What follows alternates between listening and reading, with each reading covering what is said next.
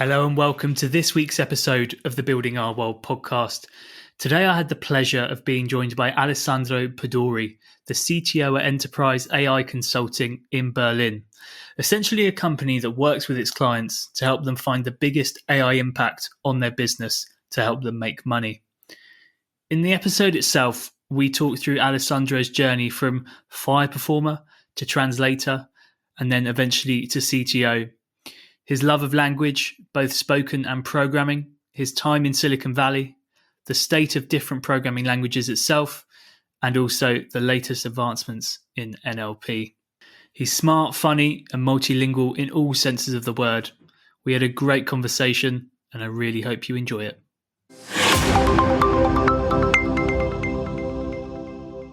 Alessandro Pedori, welcome to the show. How are you doing today?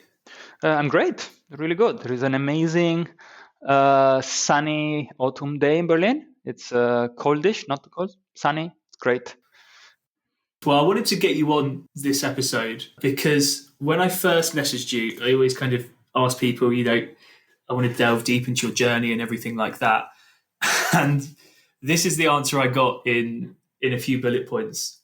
So you started out burnout due to PHP, Java, and JavaScript during the browser wars. Then moved to Berlin, left software engineering for 6 years to become a street performer, a masseur, then a dance and yoga teacher. Then you switched to translation because you got annoyed at the machines eating your job. Then you decided you can't beat them. So you went back to engineering and became a born-again programmer.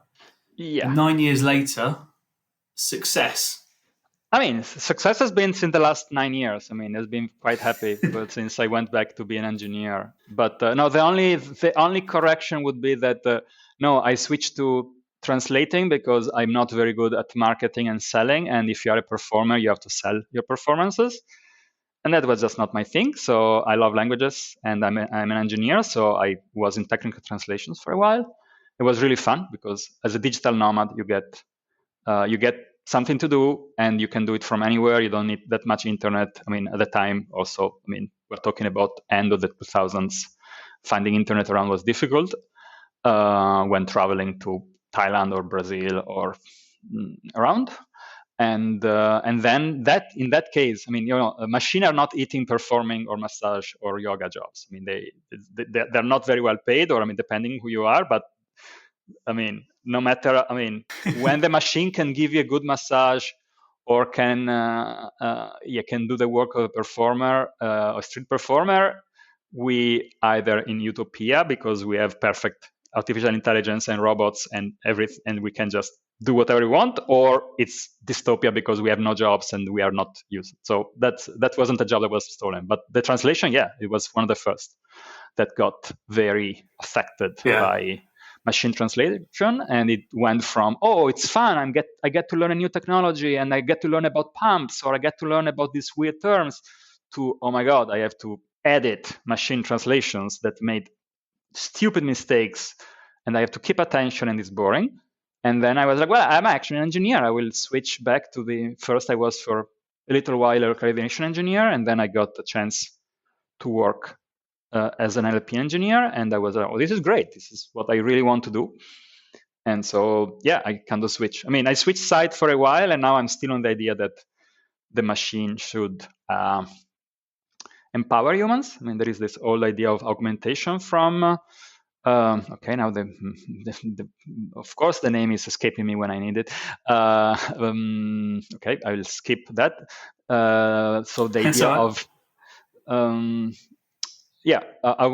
making humans put their wisdom and their humanity and having machine do the automatic things. So, and there are ways, but a lot of companies are trying to automate the human away, or do like a Amazon warehouse where humans have to do the work of what robots can't do, but it's alienating. So there's a bit of this place. But I switched sides, and happily so.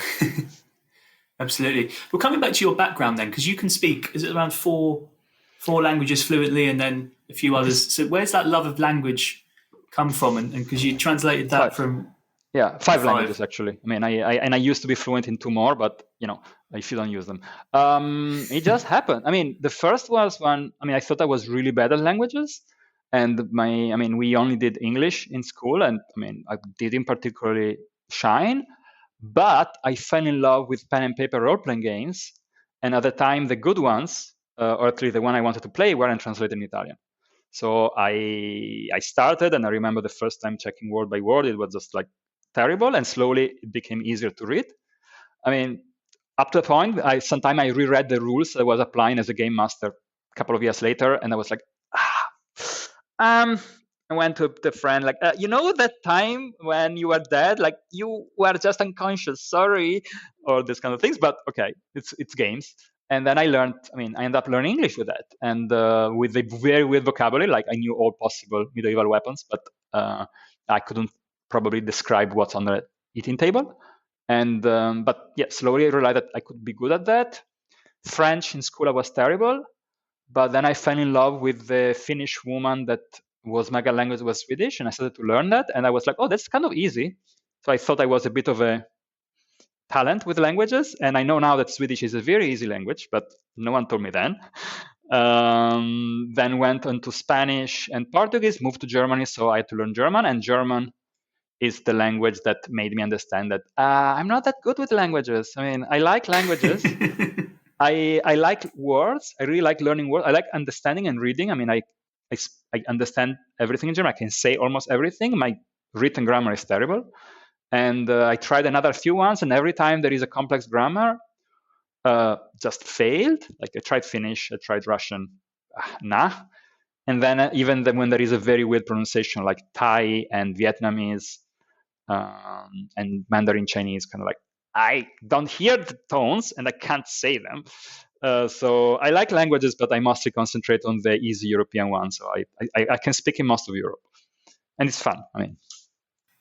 Amazing. That is one thing about the English school system, is that we literally don't care about learning a language. In the English school system, it's probably, we had 1 hour a week. You either chose French or German. You did your hour, you got through it. You sat an exam at the end of the year, which was the easiest exam ever. We were 16 years old, and it was stuff like we had to say like what you were doing at the weekend, or I went to the cinema, ich bin ins Kino gegangen, all that sort of stuff at 16. And it's terrible. None of my friends can speak a language, including myself. And well, I think it's a motivation thing. When I was in school, it was the same in Italy. And no one of the people of my age would speak English. I learned it because I loved role-playing games. And then I started falling in love with foreign girls. And as a friend of mine used to say, like, you learn languages, you study languages best in bed. She spoke 9 languages fluently.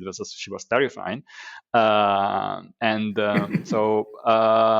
it's a really, I think now, at least, I know people in their 20s and 30s in Italy, and they speak much better English because due to the internet. But if you are an English speaker, you have not a lot of reason to consume content in Spanish or German or French. So, I have to make an effort to listen to podcasts in German because the best ones are in English. So, I end up. Yeah. So I don't think the school is completely to blame because, everyone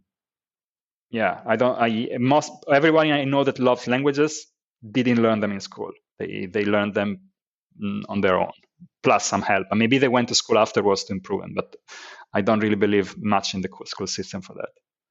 Yeah, fair enough. Yeah, I suppose wherever I go abroad, people speak English to me, and then if I try to speak their language, they realise I'm terrible and don't bother and speak English. Well, it takes some stubbornness. Anyway, I was able to convince Swedish people to answer in Swedish to me, but it meant that for 10 minutes, they would answer in English and I would answer in Swedish. And after 10 minutes, I was like, hey, alla snacka svenska. Yeah, we're speaking. I'm answering in Swedish, but you can speak Swedish. Yeah, I spoke to you in Swedish for the last 10 minutes. And we're like, okay, then we can speak Swedish.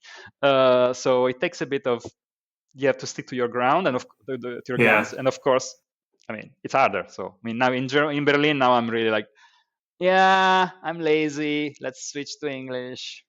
It's a bit. Yeah, no one lets me speak German in Berlin. That's for sure.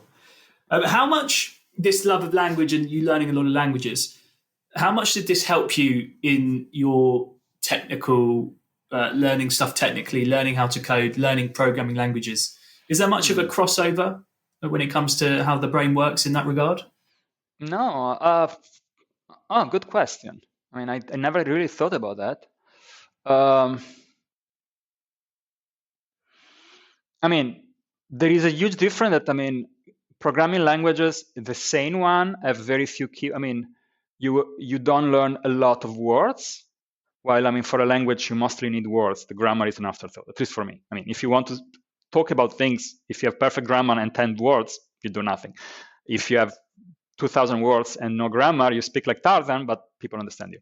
And that's a basic. In a programming language, then, I mean, Clojure has 9 keywords, Python has, I don't know, maybe 20, 30s. But then the point is that you learn the basic and then you just jump in the water and swim. And that's the same for programming languages. Like you learn a bit. I mean, probably, yeah. All of the languages I learned out of university, that are all the one I actually use. I learned, if you want, the same way I learn a language. I mean, for me, learning a language is, I used to learn a minimum to orient myself, then get a book, get a dictionary, and just start powering through. Like usually I would read the first chapter of The Little Prince. I mean, by now I know it by heart because I read it in 10 languages, so it doesn't work because you can give it me in Urdu. And I was like, yeah, I know what it's saying, but I don't. But that's the same you do. I mean, I think the attitude of 7 languages in 7 weeks from the pragmatic programmer is the best. I mean, you take a basic of a language and then you solve some, I mean, you play with it and then you solve some problem, and you check where it is, and then you go on your own, and then afterwards you go and check the guidebooks and the code and the best how to realize what kind of stupid mistakes you did. But I mean, I don't think you can learn to do good things without having actually tried yourself. Like, I mean, I'm a bit of a hacker attitude, so you give me a tool, I will first use it and then read the instructions and realize what I should have done, if I really have to.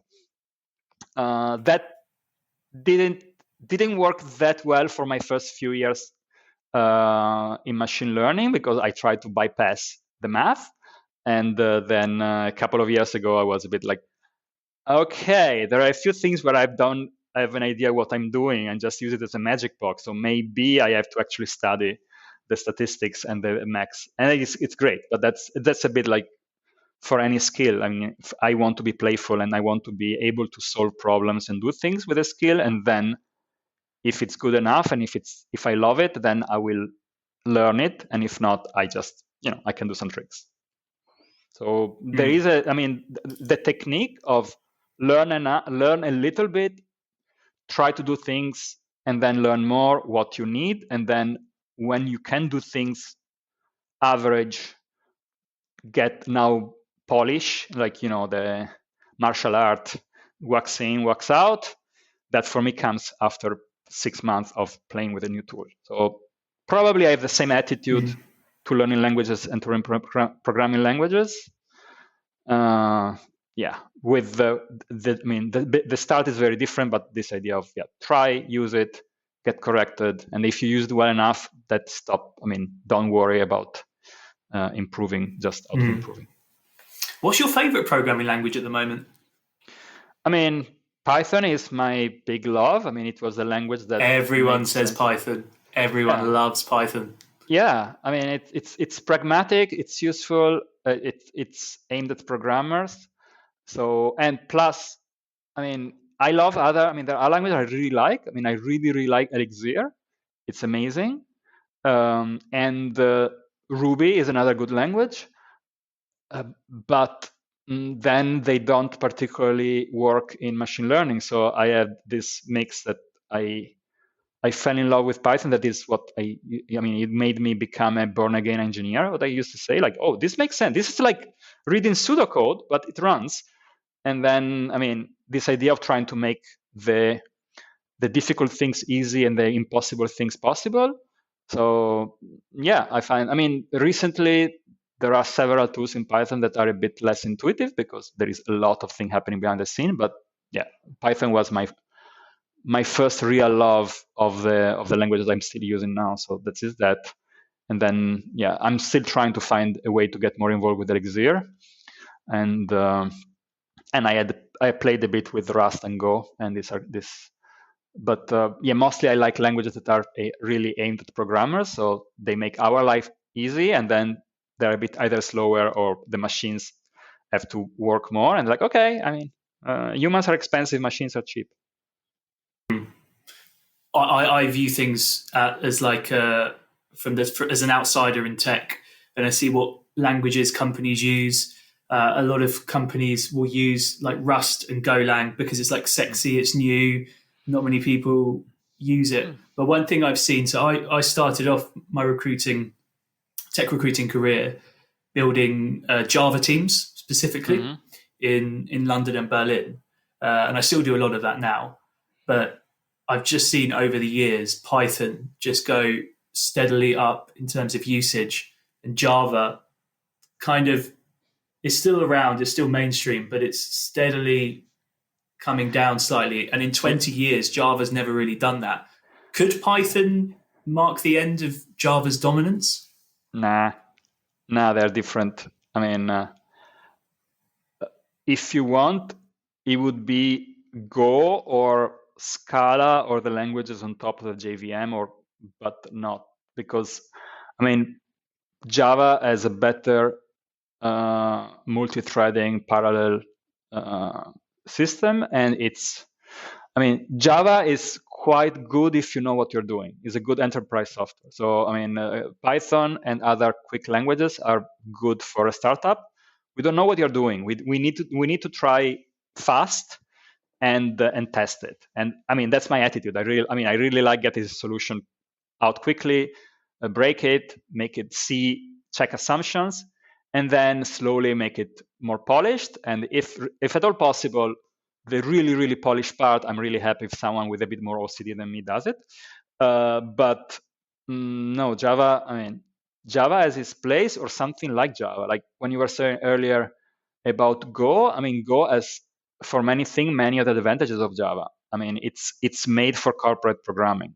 While, if you try to have a bigger team working on the same project in Python, more than 5 people that are not very experienced programmers is a mess. Already 5 seniors on the same code base, it's hard. So, Python, I love it, but it's a very good Swiss knife, plus with very strong machine learning capabilities.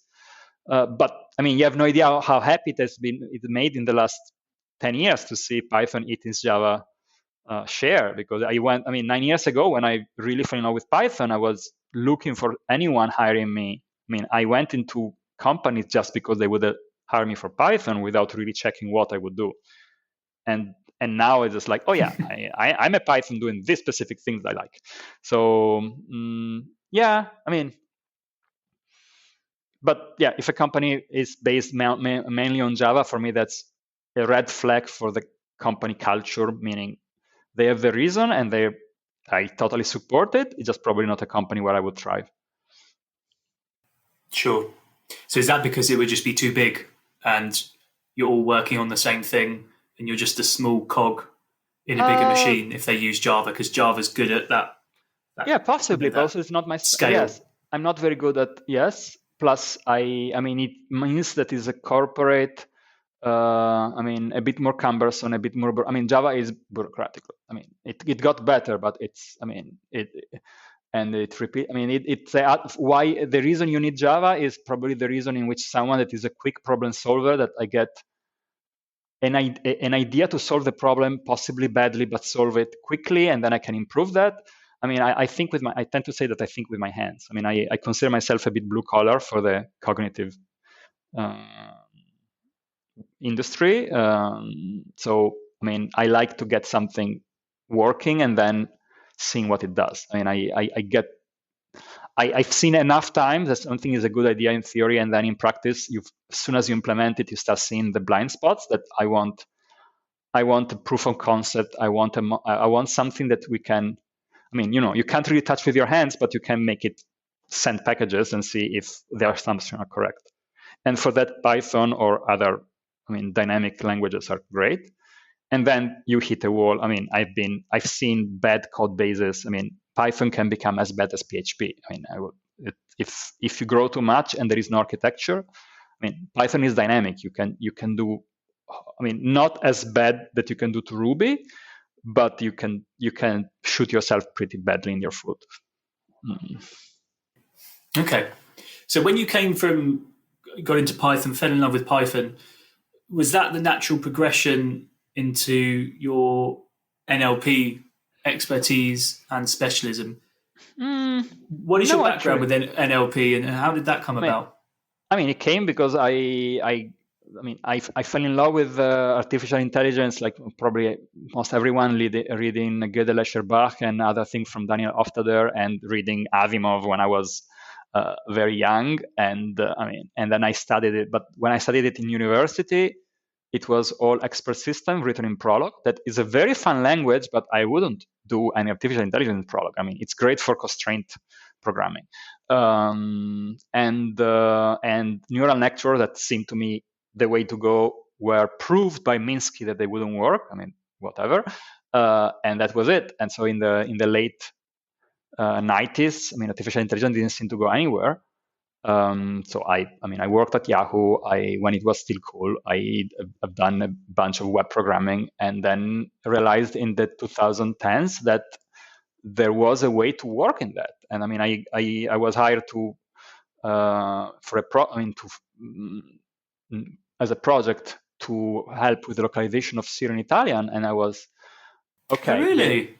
Oh, yeah. Wow. It was fun. Yeah, that was actually the first time I switched from a localization engineer to NLP engineer, mostly because they messed up the job description. So they hired me. The skills looked okay, and I was perfect there. I really loved it, and so this knowing how language work and knowing how to program and thinking algorithmically really helped. And then I was exposed to this is a kludge. It shouldn't work, but it works, and it's useful. And then there is a job path there, because until then, I'd been out of academia for several years. I had no idea that could be a big thing. So you can be an NLP engineer, and even that is still a bit of a struggle. Since I mostly, I like to be flexible. I haven't been. NLP is a very specific tool that works only in some very small subdomain. So I really love it. I love it because it's messy. I love it because you need to do a lot of heuristic and a lot of, finding tricks to make a stupid machine seem to understand language, but it's not magic. And the last couple of years, I've seen a lot of people expecting just to extract information from these documents. Like, my neural network doesn't know how to do this because I don't see this. So how can I teach it to a machine? So and then it was a bit of a normal progression, and then Python became. I was in love with Python before it was actually the best language for this. I remember 2017 when Spacey AI was becoming big, and the Python was really getting very good NLP tools, and then slowly. Google started when Google was divesting from Python for its infrastructure.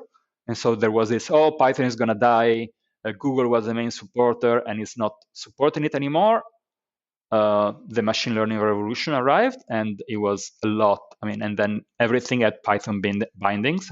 They're not written in Python, but that, and for data science, very good libraries that are written either in C, C++, or Fortran, but they are wrapped in Python. That is much saner. And so Python in the last 5 years re-exploded. I should check exactly, but my memory is that in 2015, I was still grateful to find anyone hiring me for Python.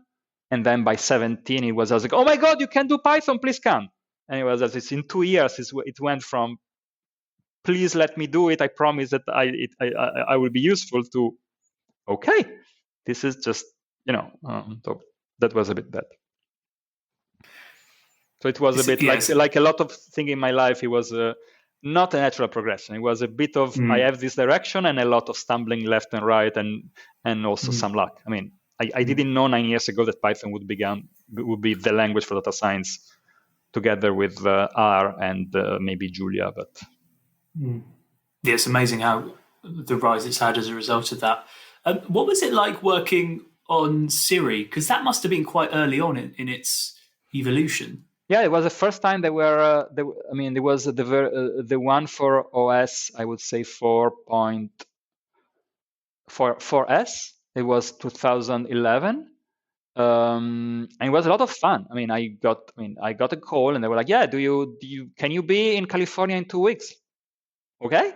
So you did it in Silicon Valley? Yeah. You moved to Silicon Valley? Yeah, I experienced the Silicon Valley 75 hours work week. I've never spoken to anyone who's worked in Silicon Valley. What was it? Yeah. What was it like? It was only 3 months. It's interesting. I mean, I was surrounded by techies. I mean, the team was really good, really focused. I mean, as a work holiday was interesting. I mean, it was also good to be there, because in Berlin, I have a life, I have friends, I have things I want to do. There, I would just have to keep sane. I mean, go around by bicycle, try to meditate and do yoga. But yeah, it was interesting to see Apple from the inside. The project manager, and even they were doing something that I still see very rarely done in machine learning, having a regression test for every time you add some feature checking, because since it's probabilistic, go and check what broke in the past, and then decide if it's worth a trade-off and try to tinker with it. I mean, there was a lot of, but yeah, I mean, Siri was, in that moment, they were getting to how do we make it work in other languages. So there was a team for Korean, a team from Japanese, a team for Spanish. German had already been localized, but they were redoing it completely from scratch. And there was Italian, I guess French.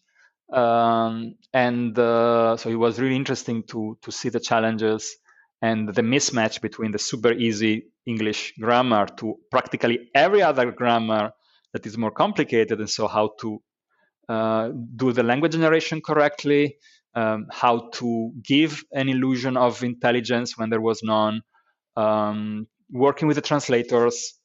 It was a lot of fun. I learned a lot, and it was I was sad when the project ended, but I was this rush where to get to the localization, and then they went back to their normal workforce.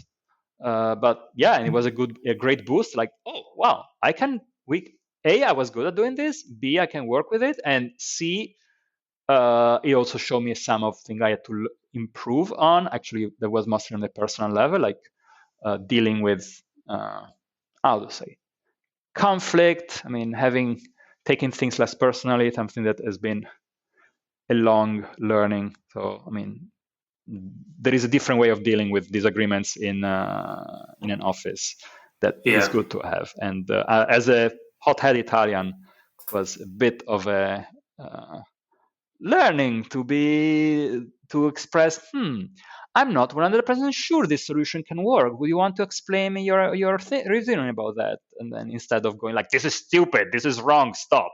And I think it's much healthier to go with because sometimes actually it's not stupid, and you give them a chance to show you before you voice your actually stupid objection. So yeah, absolutely. I'm half Italian. My dad's Italian, and diplomatic disagreement is not something he's good at. No, I got my class. Yeah, that's the thing. I live in Germany since 15 years, and with a lot of friction, I actually realized that, I mean, sometimes it's really good to be in your face and to express things clearly, because passive aggressiveness is no one friend. But there is a middle ground between being passive aggressive and being aggressive. There is this nice way of expressing, I would want to understand on what do we disagree and want to see your point of view, and maybe you see mine, and maybe we find either a common ground or that one of us is actually wrong, and there is no problem in saying like, oh, I was mistaken.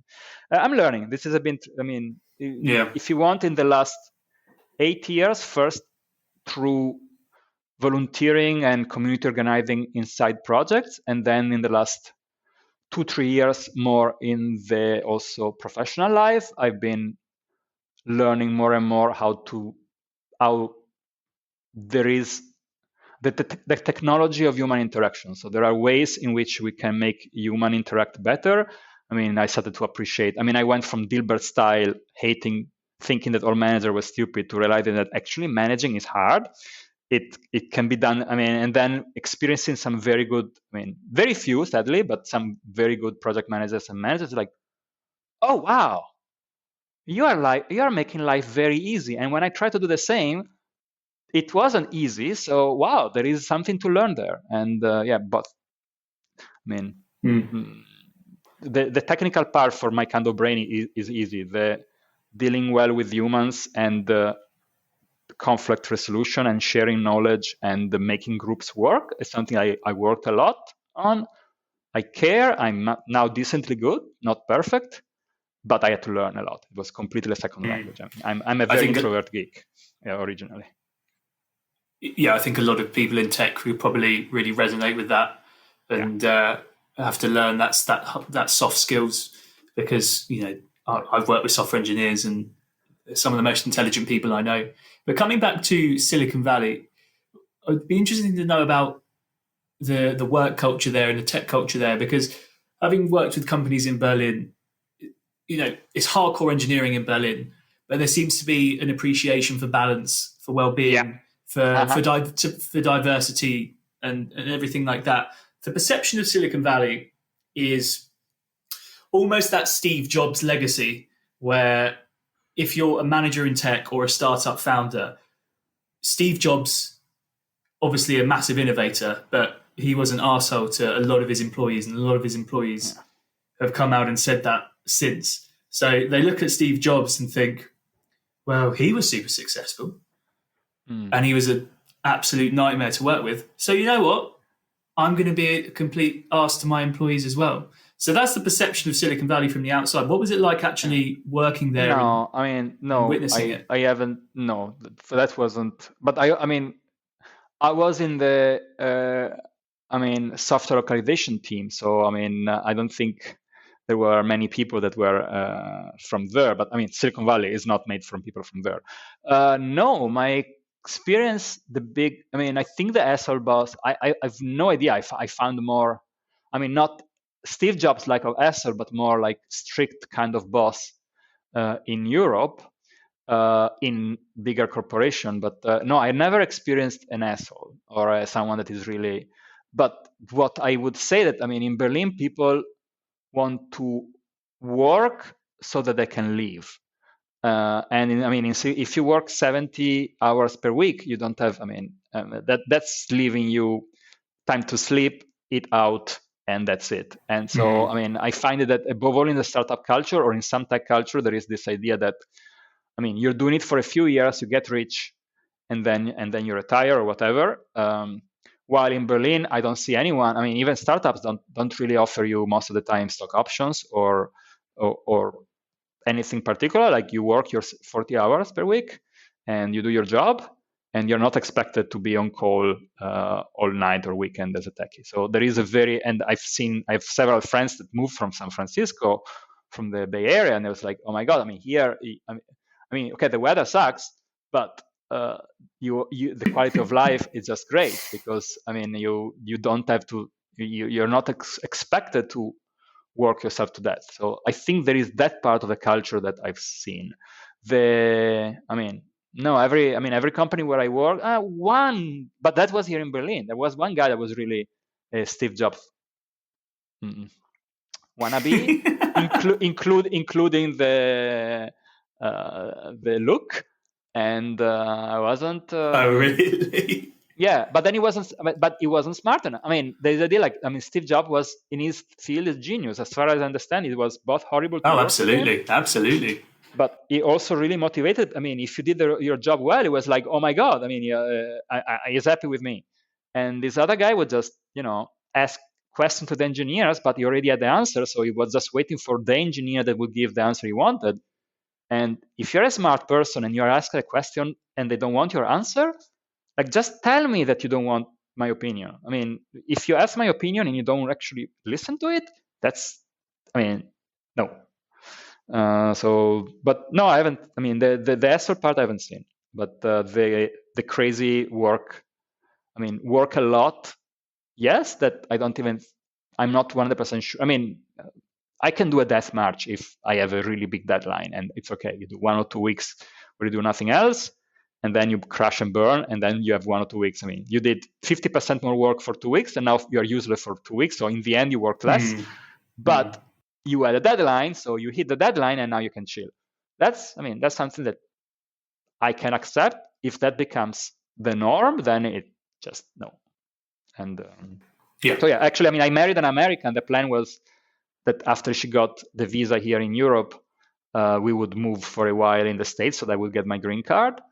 And then between the elections 2016 and me starting to have very good work, between when we married in 2015 and when we could have done it in 2017, I was like, no, I'm happy in Europe. There is welfare state. There is a lot. Berlin, I moved to Berlin when there was poor but sexy. There was no real work. There was impossible to find a job if you didn't speak perfect German. A good job. And then it became the startup capital of Europe. And I was like, it felt like falling in love with Python. Like I was just lucky. I fell in love with the right thing. I fell in love with Berlin. I fell in love with Python. And life is. I'm happy to be in Europe. Yeah. So what year did you move to Berlin? Sorry. 2006. January 2006. It's a 15-year. I will have my 15 years anniversary the 19th of January 2021. The city must be completely unrecognizable. The tech companies didn't even exist until 2010 was like the start of like rocket internet and things like that, real early stuff. That's what I was saying about this. I was saying to a lot of people about this economic downturn, this recession because of coronavirus.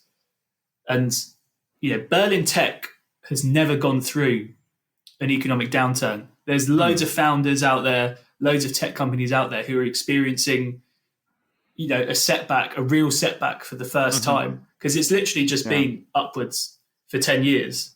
And I think that's been really interesting to see, and a lot of companies almost sort of overreacting. But from 2006, it must be unrecognizable.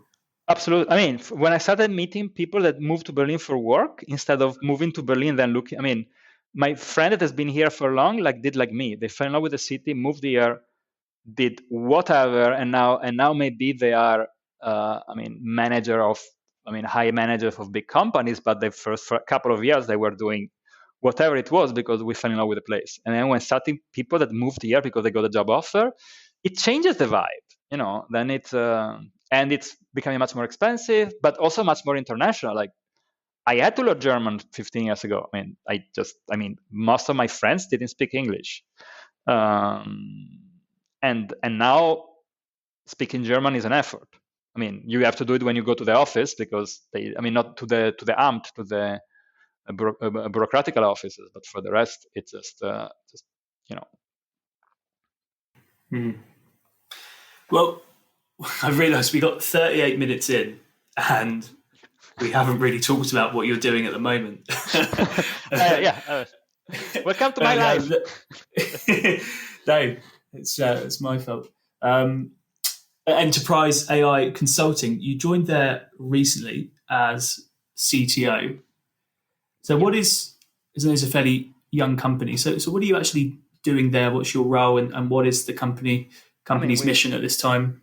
The company's mission is to bring data science and AI solutions to mid-sized companies that are not tech companies. Like if you are a 400 people, 200 to 400 people company that is in tech or in software, you will have your team of data scientists or anything. But if you are that company with just a little bit of IT support and maybe you have a couple of people taking care of things, you don't have the knowledge to use, even to know what's doable. So the idea is to bring checking what they have and what kind of problems could be easily solved without a huge data science team. we offer a solution, and we either find the people to maintain it, or it's something that can be just shrink wrapped. And at the moment, I'm helping with the biz dev, and I'm helping with architecturing solutions, because it's a very, starting and trying to grow a company during what you pointed out as the Corona crisis. Not a lot of companies are looking into invest and grow and go into exciting new territory. So this has been a bit of an unlucky mismatch. I really like the founder, and we hit off during the project, and we just kept in touch, and we proposed things, and then it was and I joined, and we like working together and tinkering. But yeah, there is a lot of feasibility study and checking the requirements and saying, okay, this is possible. This is impossible. This is difficult but doable depending on the condition, and proposing architectures and checking the team. So it's it's interesting, but we are trying to make it work. This is something. Like I was saying earlier, of getting more into recognizing how much allowing people to work well together, and even collecting, clear communication is a skill. And so as a techie, I'm good at learning skills, and I can do that not as oh my God, I'm an introvert, I can't communicate. Yeah, but you can learn. So working more with requirements and doing both architecture, like, okay, this can work, but now how do we map it on humans that will implement it? And how do we test it? I both like agile and design thinking, all these ways in which we can do incremental discovery and development. And the other thing that I'm looking forward to doing more is that I really like setting up the right team of people. Finding who works well with what, and what are the right skills, and how to make them work. Then I'm not fond of the micromanagement. I don't work well with micromanaging myself, so I really like the idea of, I think it's called mission control from the army, in which you explain someone why they have to do something, and maybe you give them a possibility. Or what I learned to work with juniors is actually you give them, okay, if it was me, this would be the structure of the code. This would be the solution I would start from, because if not, they get lost. I used to get lost when someone gave me a big task.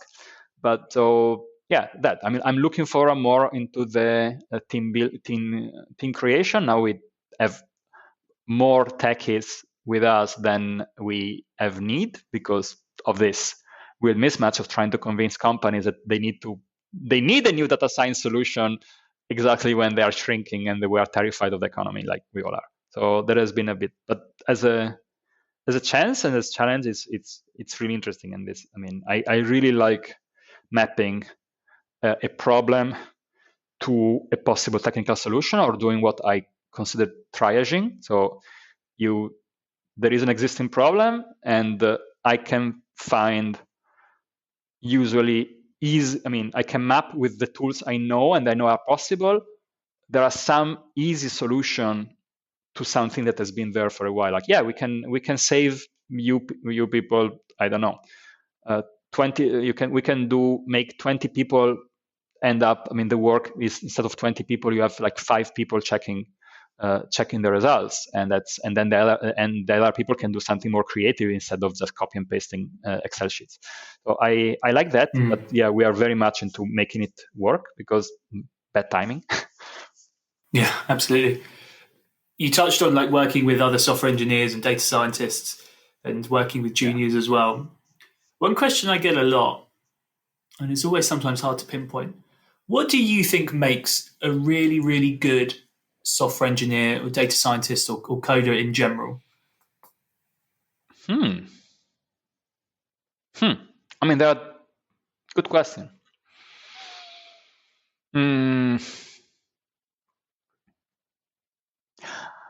I would want to answer what's the difference between a senior from a junior, but maybe that's not.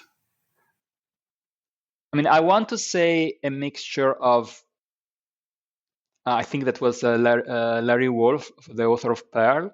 You need to be both ambitious, cocky. I know I can do it, but also humble in your limitation and what you have to learn. I mean, there are different kind of programs. Like I was saying earlier, like I'm the quick. I mean, I'm the quick problem solver and troubleshooter. I mean, I will put. I mean, I'm the MacGyver kind of programmer. I will put something together with duct tape and a couple of pins. Please don't sneeze. It works. Just hold your breath. And now, okay, now let's make it work correctly. And then there are the very like I was talking the other day with a guy, like he's very much like, I like Haskell, and like, oh my god, I tried to learn Haskell, it's so terrible. Like, yeah, I like it. It's very formal, and if it compiles, it works. Like, yeah, but I don't want to spend 3 days making it compile. I want to see it run now. And we are both good engineers. It's just we are different tools for different jobs. I mean, it works very well in projects that can be modeled early, and then it will find all the kinks and then implement it in code, while I discover how the system works while exploring it. But so let's see, what makes a very good, I mean, analytical thinking for sure. I mean, if you don't see a problem and you can divide it in steps that you can teach a machine, you're lost. I mean, I try to teach to code to some friends coming completely from the humanities, and there is a mismatch. It's like, no, wait, like this problem has 5 steps, and you need those 5 steps. And I mean, with humans, it's not like that. Like, you know, it's different. So that, but then a capacity of really, I don't know, checking what's a good enough solution. And I mean, in my head, having enough traction with the ground. So like we like new tools. So I learned these new techniques, I want to use it. Is it the right tool for the job? Like, do you actually need deep learning? I think this is a linear regressions problem. Like, do we need deep learning? Like, but it's cool. Like, but do we need it? So there is this level of both wanting to try new things and accepting that there is a good tool for a job, and touching ground with what's happening. But I mean, being a programmer is by now it's so vague. You can be from a data scientist that are mostly mathematicians to people that finished high school. They are very good with code, but they have no idea about the theory, what they're doing, and everything in the middle. So, Yeah, it's interesting. Yeah. Sorry to jump in. It's interesting because I've definitely seen this year more people go to coding boot camps, try and get entry-level jobs, to cross-train, maybe because they lost their job in the crisis or whatever. But I definitely have had that question pop up, you know, how can I get an entry-level job? How can I get noticed? What traits do I need? And yeah, analytical thinking, problem solving always seem to come up. It's about certain traits. But I was that for sure. But also, I mean, if you want to be noticed, I mean, by now, both open source and creating some interesting, I mean, finding a problem that you want to solve, do it in public, advertise it. And I mean, I was reading recently, I mean, there was a book about optimizing your career. I was reading it 2 years ago, optimizing your career as a programmer, and this idea of, I mean, you can get noticed if you do things. I mean, if you're young or if you're changing, or I mean, in my experience, I mean, I was teaching a data science retreat. It's a coding boot camp for data scientists, and there were a lot of people coming from PhDs or from masters in different directions. And I mean, in 3 months, if you really want to work a lot, you get the basic for which a company will hire you. I mean, the idea is that, I mean, above all, if you're hired, people want to know that you are smart enough and dedicated enough to get trained in what they need.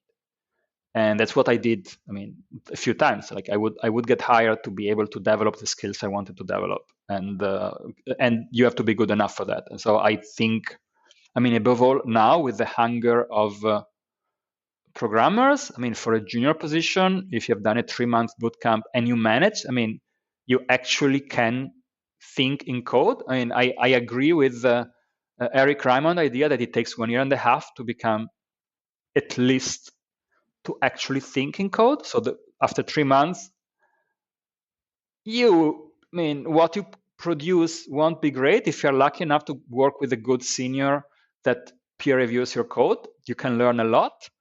But it will take. I mean, it's like in this case we go back to the idea of a language. It'll take a while to be fluent, and in my experience, you never finish learning. I mean, actually, I'm more humble now than I was 20 years ago. I mean, I'm perfectly aware of how difficult things can be, and how my limitation, and how much I can cut corners, but then it will bite me.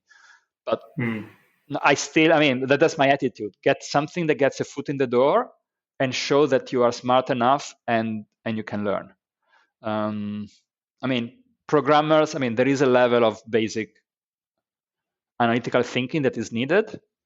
But then I have a lot of friends that went into programming for a while, or data science, and then as soon as possible, they made happily the move to management, because that's what they wanted. Yeah. While a lot of senior programmers, they will hold to their senior developer until they're 60 or 70, because I don't want to deal with people. I just want to code. Give me a problem and I solve it. And there are different skills. So, but yeah, try things, show that you can do something, and get, at least in the beginning, hired. It's difficult to go from just starting to freelancing, because, why should they hire you and not someone that has experience? Yeah, very true. I always tell people to get stuff on their GitHub. Some juniors actually have done some stuff on, is it Upvest or People Per Hour? And they've just done some small projects, like building a website for someone for a couple of €100, and that seems to have gone down really well for them. One thing I did want to ask you, as someone who is obviously quite an expert in NLP, have you been keeping up with GPT-3, the latest release from OpenAI? Yes, but I haven't got in the beta, and then after that I didn't want to actually pay for access. I've been following. It's fascinating, but I've been keeping up. It's both scary how human-like it looks, and interesting for what it shows, what we need to do anything. Like it clearly doesn't. It sounds generally smart and human, but it has no idea what it's talking about. So it will answer things that sounds okay. It seems like checking some famous politicians' discourses. They're words and they have an effect on you, but when you go and check the meaning of what the GPT-3 is saying, there is no ground truth. So I find it really fascinating. I've seen now some people using it for writing ad copy, and for some level, there are ways where I could see it working. I still find that things like BERT and XLNet, or in that direction, they are more useful, because GPT-3 is to generate text, and I find that so far they're really interesting things, and is understanding and extract meaning. At least that's why. That's where I really I find it incredibly fascinating how just making a very deep network with some known techniques that are not rocket science, or maybe they're complex, but they're not. They can generate something that sounds like, oh, this sounds smart and creative and funny. Wow, so we humans are not that smart, maybe. Or the fact that you have to teach people how to realize that something is being written by now it's becoming, we are not at ELIZA. So if you interact with the bot based on GPT-3, you need to know what to look for to see that they are. So the Turing test is becoming harder. Yeah, absolutely. For people who don't know, GPT-3 is like basically an AI algorithm that can write language and write essays and things like that. Very, very realistic. It's the third level, the general pre-trained transformer version 3 from OpenAI. Already version 2 made a splash. It's huge. I don't remember the amount of neurons and parameters, but it's crazy. And it has been trained on a huge amount of text. And yes, it can generate very human-sounding text. Not always. And it works with prompt. There is also a very interesting way of using it. Like you have to give it the right prompt, and then it will keep on in that style. So that's the same. GPT-2 was available, while GPT-3 has not been. I mean, you can't retrain it. I mean, not that I would have around any machine that could be able to do it. And for a class I was teaching, I was retraining GPT-2, that is the easier version, on horoscopes, and then it could generate random horoscopes. Just you would give it the way a horoscope starts, and it would generate it, and then it would have learned the system, like a word and then a colon, and then arriving that we could give it any word, doesn't have to be Pisces. And so it's interesting this way in which it learns the feature of a text and would use it in a way that we recognize it without any thinking. And I mean, probably humans, I mean, a lot of chit chat is the same. Like you talk, like what was I saying again? Why? How did we get here? Like, okay, so, it's fascinating. I'm not 100% sure it's a tool that at the moment has a lot of uses, but I keep an eye on it, and if I get a chance to play with it professionally, I would really love it. From myself, like from a non-technical person, obviously can't code or anything like that, to see the hype around it and to see what it can actually do has really seriously impressed me. And what also is good / worrying / I don't even know is that there's experts like yourself, people in this field, who are also really taking notice of this thing. I mean, I've read some stuff that it's written, like essays, and it's written blog posts, and there's add-ons that can generate sort of human faces, and it's basically compressed the whole internet. But I don't know. I mean, how do we build on that? Because is there like a ceiling? Because there's only so much data in the world. The internet is massive, but it's only so big. So for later versions, is it just more and more and more? Because it's just going to be a linear progression, or is there anything that's going to innovate to get something that's got a consciousness? Well, I'm a practitioner, not a researcher, so I don't really know that. I mean, my gut feeling, or I mean, my reasoned gut feeling. So I mean, there is a bit of thinking around that. Is that we are probably getting to some sort of diminishing return with this approach that is just throwing a lot of unstructured data to a huge network and have it learn things. I mean, there are several researchers saying like we need also to insert some symbolic thinking. That was actually what they were trying to do first with artificial intelligence, but that was too dumb. I mean, then we'd have to say every. So I don't think. I mean, to make it more human sounding, yes, but to be able to ask some reasoning on why did you say that? I mean, we are not. I mean, usually you can ask a human, why do you think this? I mean, we are full of biases, so probably we are wrong, but at least we have an idea why we said it. And we can't do that to those level of machines. But I mean, that's a bit. I mean, what I was saying. I like being involved in enterprise AI, and in a bit. I mean, I like projects when we use technology that is not completely the bleeding edge. Like, okay, in my field, traditional NLP means 3 to 4 year old. That makes me feel a bit like. I mean, in some fields, traditionals mean 50-year-old. Like, it might feel like, this is a technology for 3 years old, 3 years ago. Like, that's old. Like, okay, but it works. So I like using tools that at least we know that they solve problems well enough with limitations.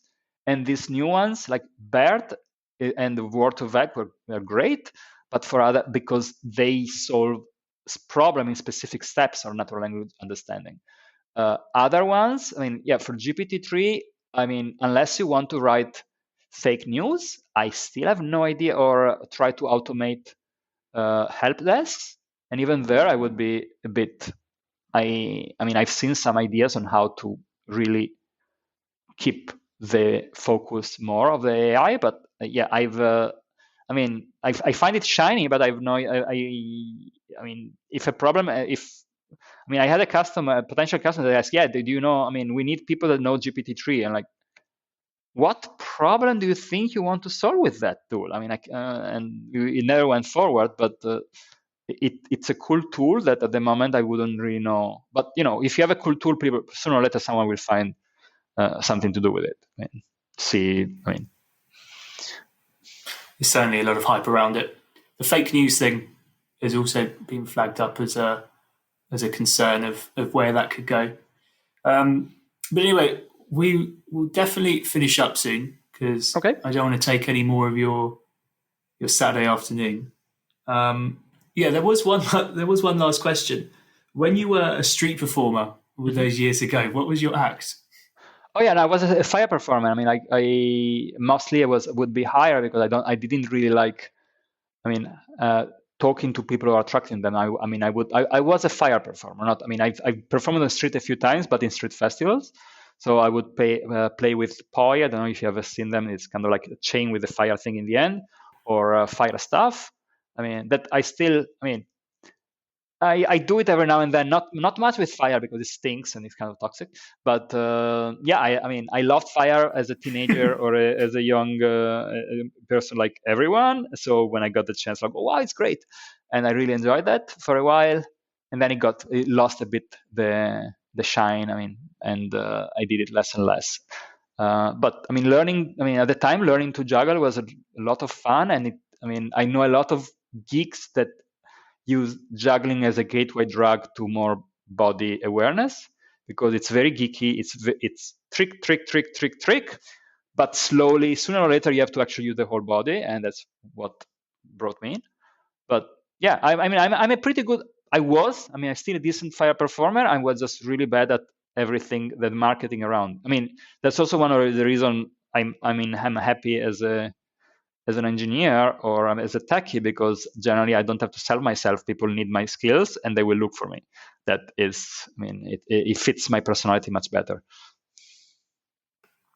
Well, from fire performer to born again programmer to CTO, it's been a pretty interesting journey you've been on. But I want to say thank you so much for your time. We've got to do this again someday.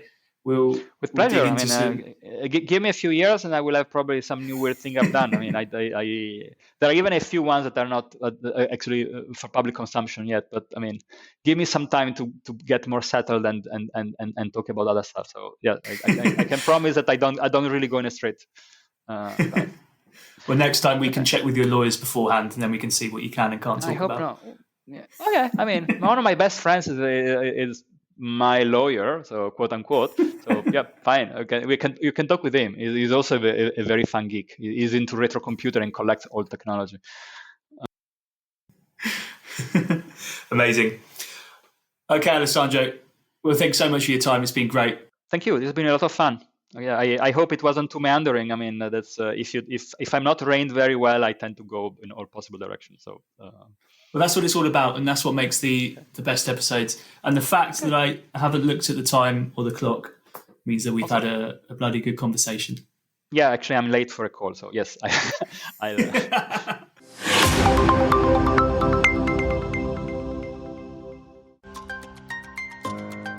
Thank you so much for listening to the Building Our World podcast. To show your support and to stay up to date, then be sure to hit that subscribe button. Until then, I'll see you next time. Bye-bye.